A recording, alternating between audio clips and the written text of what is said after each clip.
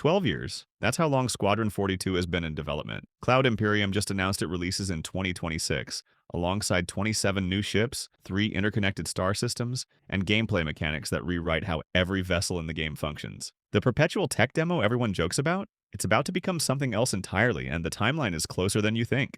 Covering this game since the Kickstarter means you develop a certain, let's call it, healthy skepticism. Every CitizenCon brings promises, every roadmap gets revised, dates slip, features morph. The community has learned to nod politely and wait for actual implementation. But something shifted at CitizenCon 2024. The presentation wasn't filled with concept art and aspirational timelines. They showed release schedules for ships already in production. They demonstrated systems running in current builds. The Nyx system? You can fly through it right now in the PTU if you know where to look. Whether you pledged for a starter package in 2012 or you're researching whether this project deserves your money in 2025, the next 12 months determine everything. This either becomes the space sim that redefines the genre, or it cements itself as the most expensive cautionary tale in gaming history. The 2026 roadmap encompasses Squadron 42's commercial release, approximately 27 flyable ships and ground vehicles, the complete Nyx star system with full industrial and combat loops, comprehensive crafting and engineering implementations,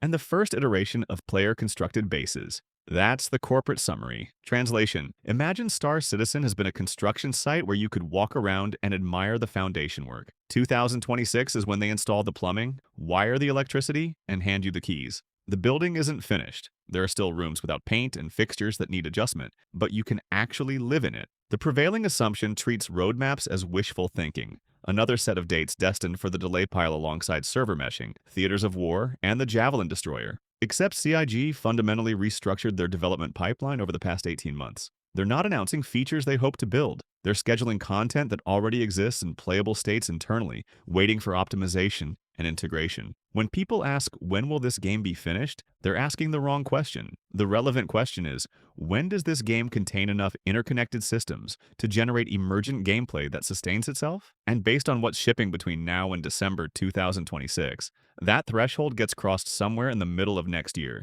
Squadron 42's release carries implications that extend far beyond the single-player campaign itself. Every system they've engineered for that experience over the past 3 years, seamless transitions between ship cockpits and FPS combat, sophisticated AI that responds dynamically to player tactics, capital ship interiors you can explore without hitting a single loading screen, all of that technology transfers to the persistent universe throughout 2026. You're not just getting a 20-hour military campaign, you're getting a massive injection of polished, tested systems into the multiplayer environment that's been waiting for them. The engineering preview that hit the PTU last month demonstrates this technology transfer in action. The damage modeling, fire propagation mechanics, and power management systems all originated in Squadron 42 development, and they transform moment-to-moment gameplay in ways that sound incremental on paper but feel revolutionary in practice. Picture this. You're flying a Constellation Andromeda through contested space. You take ballistic fire to the starboard engine. In the old system, that component turns red and stops functioning. Simple, binary, boring. With engineering enabled, you watch the power delivery drop to 40% efficiency. Your shields flicker but hold because the relays are damaged, not destroyed. Your crewmate sprints through the corridors with a fire extinguisher while you're still dodging incoming fire, physically accessing the damaged systems and rerouting power through backup conduits. The assumption that Squadron 42 and the PU exist as separate projects misunderstands how CIG's development actually functions. Squadron 42 serves as the testing ground, where new systems get refined under controlled conditions before deployment to the chaos of the multiplayer environment. Every breakthrough there accelerates PU development by months. That's why the 2026 release date matters, even if you have zero interest in single-player content. The ship production pipeline reveals just how much CIG's internal processes have matured. 27 ships in 12 months translates to more than one flight-ready vessel every 2 weeks. And these aren't concept sales where you hand over money for a JPEG and a promise. These are gold standard implementations with complete damage models, functional engineering systems, and fully realized interior gameplay spaces. Watch the RSI Galaxy presentation from CitizenCon and pay attention to what they mention casually, almost as throwaway details. The ship isn't in concept phase, it's in gray box. The Rayland finished pre-production in June 2025 and enters full production by December. The Aurora Mark II, a completely new hull, not a visual rework, arrives in the first half of 2026. CIG abandoned the perfectionist approach that kept ships in development for years. The new philosophy operates on gold standard at launch, iterative improvements forever. The Hull B receives a cargo capacity increase from 384 to 512 SCU and gets redesigned landing gear that allows it to land while fully loaded. Not because the original design was wrong, but because they can now implement features that weren't technically feasible 2 years ago. The Drake Ironclad exemplifies this evolution better than any other ship on the 2026 roster. It's not just a cargo hauler with 2,224 SCU capacity. The entire command module detaches from the main hull and operates as an independent vessel. You can leave your cargo ship docked at a station, take the command module on a combat mission or supply run,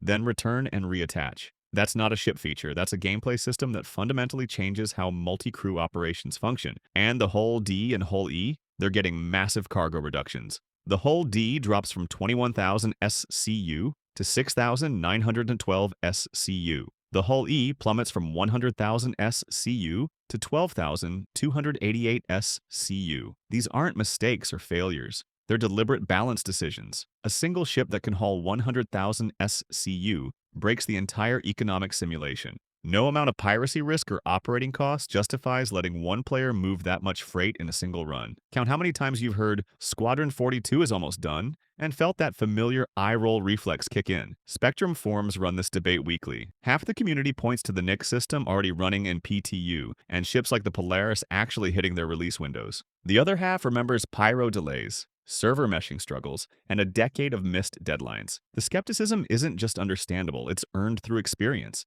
But Feature Complete was announced at CitizenCon 2023. That was 2 years ago. They've been polishing since then, not building. There's a difference. The crafting and base building systems represent something more fundamental than new features to check off a list. They're the infrastructure for transitioning from a developer-controlled economy to a player-driven one. Star Citizen's economy has always operated on rails. NPCs set commodity prices. Missions pay fixed amounts. Player actions create ripples, not waves. Crafting demolishes that model. When you can manufacture ship components, weapons, ammunition, and consumables, supply and demand stop being theoretical concepts and start driving actual market behavior. Materials have quality levels that directly impact output. Aluminum mined from Daymar produces different results than aluminum extracted from the Glacium ring. Refining methods affect purity. Processing techniques influence final component performance. This means location matters, knowledge matters, information becomes valuable in ways it never has before. The Greycat MFC and Anvil Auxilia aren't just vehicles,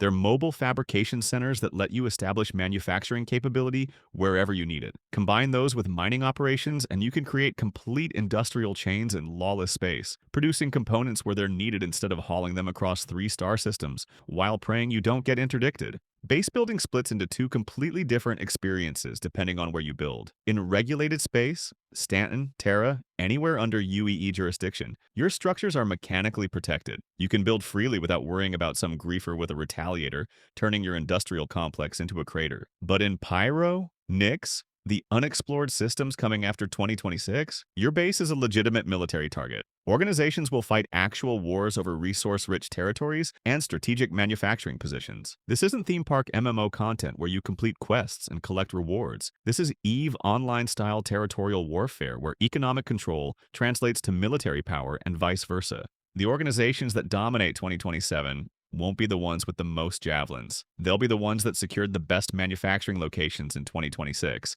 and defended them successfully. There's this moment that happens when you first experience the engineering system in actual combat conditions. You're hauling cargo through Pyro, let's say medical supplies to Ruin Station, because the payout is decent and you need the reputation with the local faction. 3 Cutlass Blacks drop out of Quantum and light you up. In the old system, this is simple math. You take damage, components go red, your ship explodes, or you quantum away if you're fast enough. Binary outcomes. But with engineering enabled, everything becomes analog. Ballistic hit to the port engine. Power delivery drops to 40% instead of cutting out completely. Shields flicker but hold because the relays are damaged, not destroyed. You're screaming at your crewmate to get to engineering while you're still in the fight, and they're actually running through the corridors with a multi-tool, physically accessing damaged systems and rerouting power through backup conduits. You don't win that fight, by the way. You limp away with half your systems offline and a fire in the cargo bay that takes 10 minutes to fully extinguish. But survival feels earned instead of random. The difference between exploding and escaping came down to crew coordination and system knowledge, not whether your ship's arbitrary health pool depleted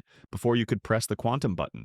That's what 2026's systems inject into the game: consequence and agency operating simultaneously. The Nix system launches in November 2025 and continues expanding throughout 2026, starting with Levski Station, the Delamar Outpost, and the Glacium Ring, before gradually adding planetary content through the second half of the year. But calling it a new system undersells what it actually represents. Nix is the first location designed from the ground up for interstellar trade routes, cargo missions that connect Nix to Stanton and Pyro through jump point logistics. Unlike previous hauling that kept you confined within a single star system, these routes demand longer journeys that expose you to genuine piracy threats during transit. The implementation of external freight elevators at major locations throughout all three systems fundamentally changes industrial gameplay flow. Large haulers like the Hull C can land directly at planetary surfaces and load cargo without the tedious freight elevator manipulation that currently makes bulk hauling feel like a second job. The Glacium Ring, a massive asteroid belt orbiting Nix's star,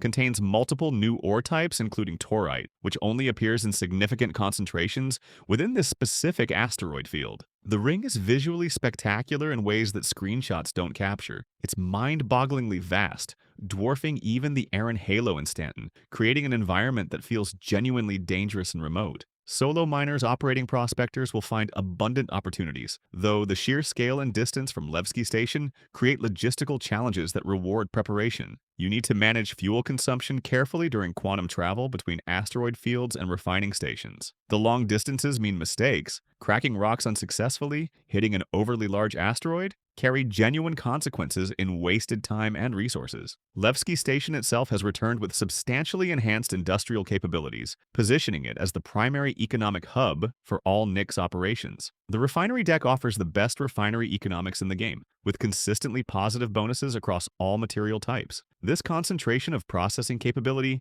makes Levski the natural destination for all miners and salvagers operating in the Glacium Ring, creating predictable economic traffic patterns that both encourage legitimate industrial activity and create opportunities for organized piracy operations. The station includes external freight elevators that dramatically accelerate cargo loading compared to traditional elevator systems. Large haulers can complete loading cycles significantly faster than they can anywhere in Stanton. Combined with superior refinery economics and convenient shopping options, Levski becomes an attractive home base for industrial players, though performance issues and high player concentration remain significant challenges that might push more cautious operators to maintain their primary operations in the relatively less populated Stanton and Pyro systems. Tactical strike groups represent the first genuine attempt at designing PvE content specifically for large organizations operating coordinated fleets. These missions require multiple ship types working in concert toward complex military objectives that can't be completed by a single player, or even a small group.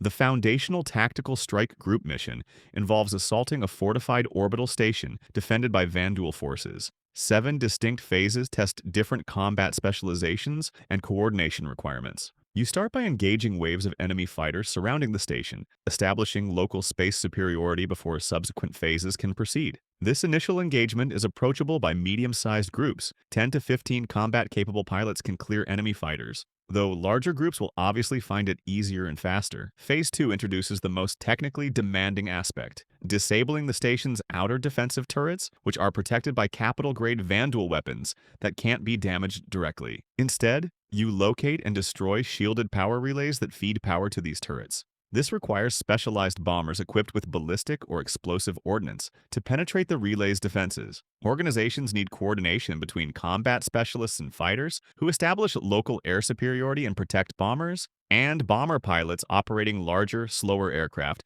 designed for precision strikes rather than dogfighting. Phase 3, the trench run, requires fighters and bombers to navigate inside the station's superstructure through massive tunnel-like passages, destroying cooling units along the inner arms to expose the main power core. Environmental hazards and internal defenses, including anti-personnel turrets operated by enemy forces, create a gauntlet that demands sophisticated coordination between pilots managing high-speed flight through confined spaces and gunners suppressing defensive positions. The core overload phase represents the mission's climax. You strike an exposed power core from inside the station and through external exhaust ports, collapsing the station's entire defensive network and allowing capital ships to begin resupplying and reinforcing the operation. This combines elements from previous stages, fighters suppressing incoming enemy reinforcements, while bombers deliver precise strikes on the core, culminating in the power core's destruction. Then logistics takes center stage. You dock inside capital-class ships like the Polaris or Idris to rearm, refuel, and prepare for the final assault.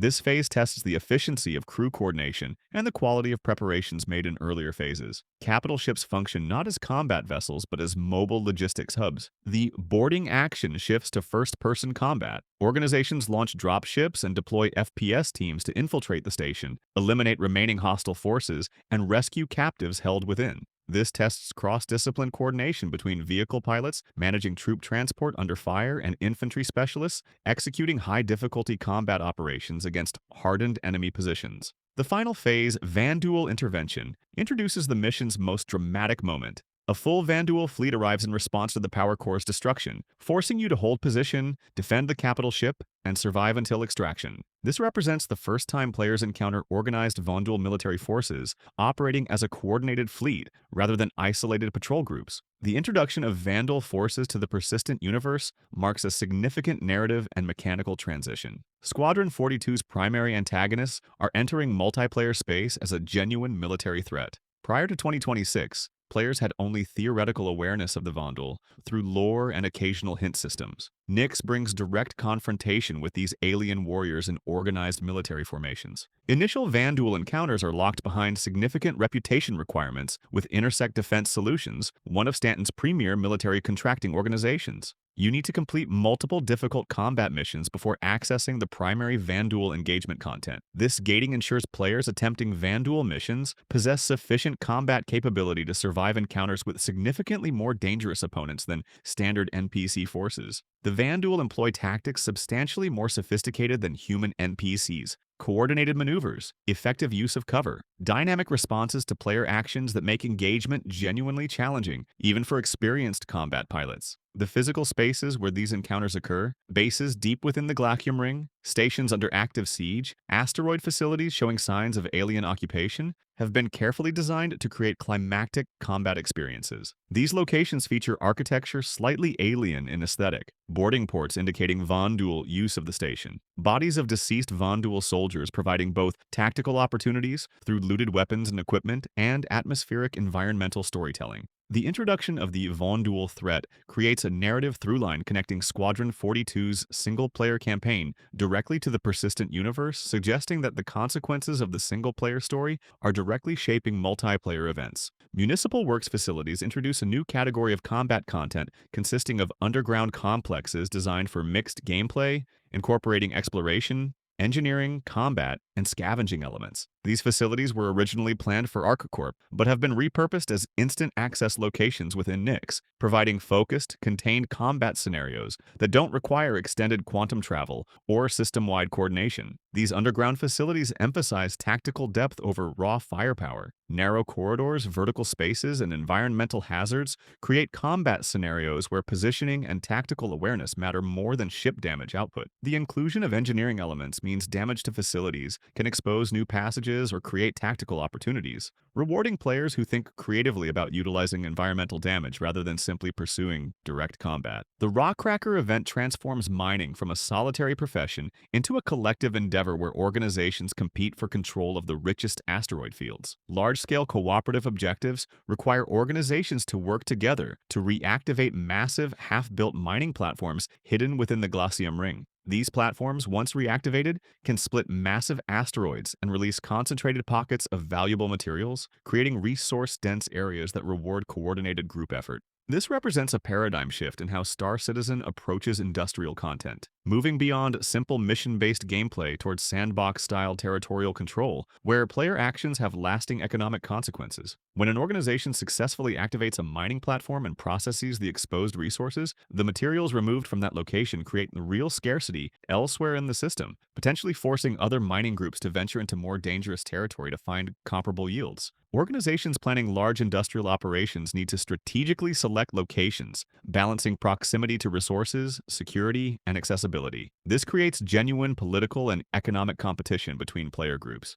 The most successful organizations won't simply be those with the best pilots. They'll be the ones with the most efficient logistics, the deepest resource reserves to capitalize on opportunities, and the strategic vision to plan long-term industrial operations. The event's design acknowledges the realities of piracy and territorial control in lawless space. Organizations can legitimately attack competitors' mining operations, defend their own platforms through military force, and engage in extended campaigns for resource dominance. Unlike missions that provide fixed rewards for completion, the Raw Cracker event's profitability depends on market conditions, platform availability, and the ability to defend claimed resources against interference. Interstellar trade routes connecting Nyx to Stanton and Pyro through jump point logistics create natural economic choke points where pirate organizations can establish interdiction zones to prey on haulers. The risk-reward balance has been carefully considered. Hauling missions between systems pay significantly more than intra-system routes, but also require longer travel times and expose you to greater player versus player dangers. The addition of new hauling companies like Ling Family Hauling and Dead Saints,